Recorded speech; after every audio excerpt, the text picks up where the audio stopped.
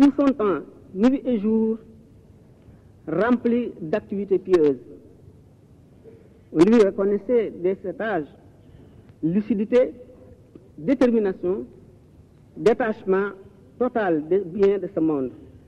Bref, la totalité des qualités qui sont l'apanage des grands saints, non par acquisition, mais par un don gracieux du Maître des mondes.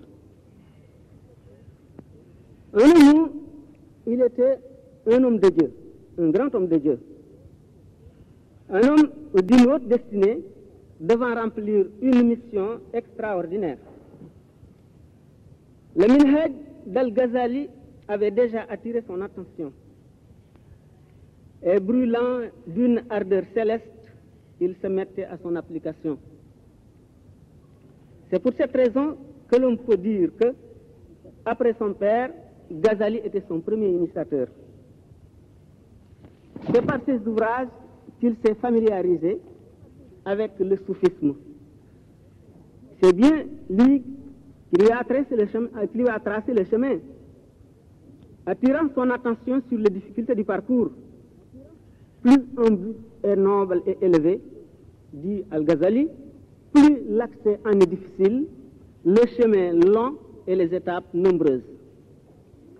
Le cheikh est sous ce rapport ce qu'on appelle Al-Mahjoub Salik, le privilégié engagé. On aura le temps d'en parler. Sa personnalité s'affirme et s'accroît avec l'âge par ses qualités, ses efforts et sa détermination. Le monde m'a jadis accordé ses faveurs, et je l'ai vendu à Dieu. Il s'est alors détourné de moi, mais je me suis tourné tout de même vers Dieu. Il m'est revenu à nouveau, je lui ai toujours tourné le dos en me dirigeant vers Dieu, le très haut, et celui-ci a perpétué mon bonheur. Un jour, il pose cette question à ses frères et proches parents, les interrogeant un à un.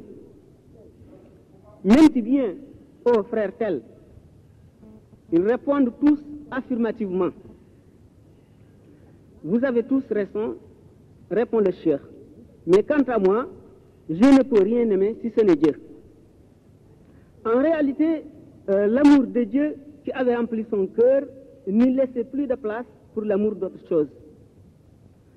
Sa résolution était telle qu'il faisait fi des théories nébuleuses susceptibles de paralyser l'action et de ralentir la marche vers le but unique. Il nous dit dans son Masalik, l'itinéraire des paradis, que même le temps d'une respiration passé dans l'adoration peut valoir un trésor immense dans l'autre monde. Si le fidèle passe ce temps à loisir, il subit une perte déjà énorme. Si par malheur, il le passe dans la désobéissance, voilà la grande catastrophe.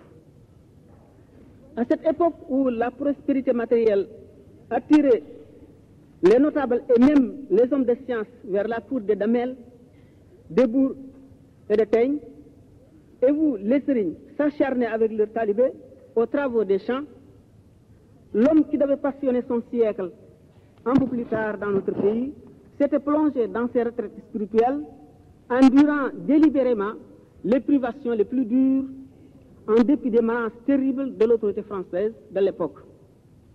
Retentissement. Son apparition sur scène suscite un étonnement général, voire un bouleversement. Sa grandeur écrasante, son ascendance sur la masse et le crédit dont il jouissait auprès de tous inquiétaient aussi bien l'autorité administrative que les hommes de prestige. Cela parce que, étant des rares personnes dont l'apparition semble un accident au cours de l'histoire, le milieu d'érudits et de grands ascètes où il vivait ne revenait pas de sa stupéfaction. Les esprits se livraient à leur jeu de conjecture et d'interprétation au sujet de ce surhomme. Ceux qui se sont donné la peine d'aller le voir se sont rendus à l'évidence. Mais les réfractaires se contentèrent d'émettre à distance des hypothèses fragiles et gratuites. Néanmoins, la ruée éperdue continuait vers le grand cheikh, ce qui n'a pas tardé de porter ombrage au cœur des jaloux parmi les chefs temporels et de faire parler les envieux. Certes, ce prestige peu commun est de nature à gêner les figures de proue et d'inquiéter l'autorité, comme je viens de le signaler. Et le conflit aboutit à un exil, comme vous le savez bien. Ce prestige le gêne lui-même, plus qu'il ne gênait les envieux, plus qu'il ne gênait la puissance coloniale. Il l'expliquait souvent par un exemple, disant qu'en ce moment-là, il était comme un notable, un homme très considéré dans un pays où sévit une grande famine. Aucun grain dans ce pays. Cet homme qui avait construit d'énormes et de nombreux greniers attirait l'attention de tous et suscitait leur espoir. Les foules se précipitaient dans sa direction, dans l'espoir d'apaiser leur faim. Cet homme savait bien que ces greniers sont vides et il doit cependant se nourrir et nourrir son pays en cultivant son vaste champ extrêmement fertile. Il a toutes les dispositions et toutes les chances, mais ses compatriotes veulent l'en empêcher par leur ignorance. Eux qui ne savent pas cultiver. S'ils échappent et se livrent à la culture, ils sont tous sauvés. S'ils n'y réussissent pas, le bateau chavire avec le capitaine à bord, ainsi que les passagers. Mais par bonheur, Dieu a sauvé tous en lui accordant l'accomplissement de cette grande mission dans son exil, où il a eu le temps et la possibilité de donner pleine satisfaction à son Seigneur qui le comble de biens et d'honneur. Il aurait dit lui-même que sans cet exil, il serait bien dommage pour lui-même et pour tous ceux qui lui ont confié leur âme.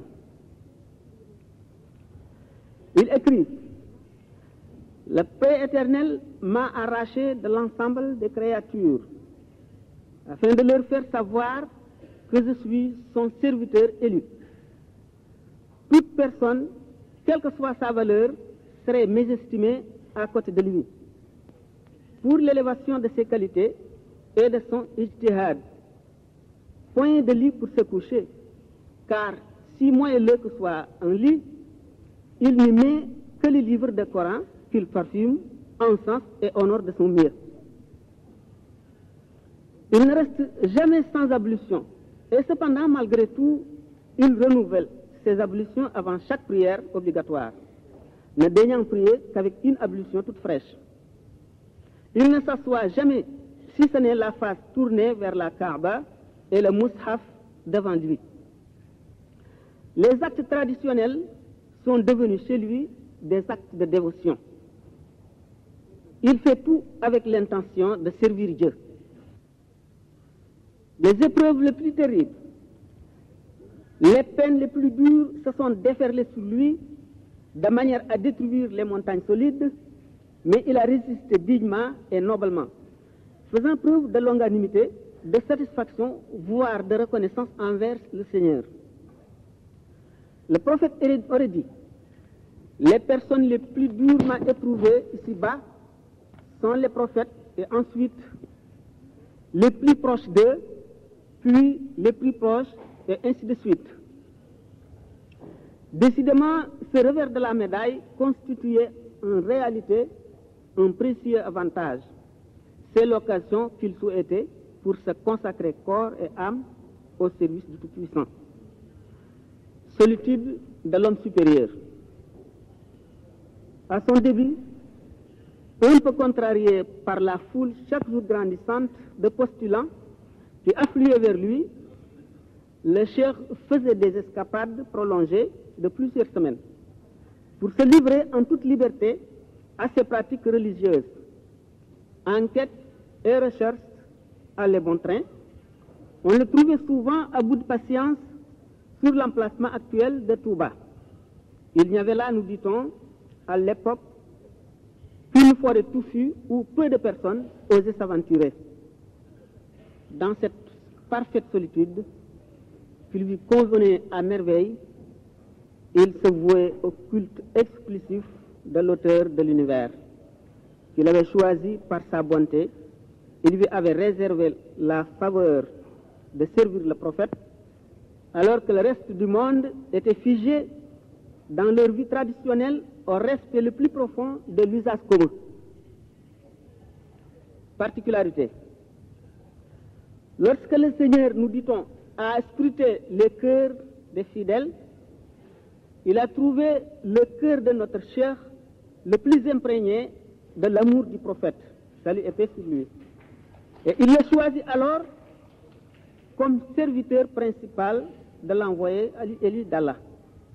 Ce privilège lui a conféré une diligence vertigineuse dans son parcours. J'ai raccourci le chemin des soufis, dit-il, en composant des poèmes en son honneur. Cheikh Ahmadou Bamba avait trouvé cette voie mystique abandonnée depuis longtemps. Oui, une voie effacée dont il ne reste plus trace d'efficacité.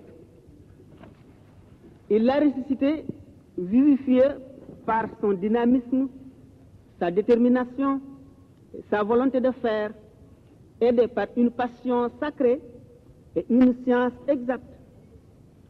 Un colon nous avait déclaré jadis, en disant l'instruction d'Ahmadou Bamba plane au-dessus de l'agrégation.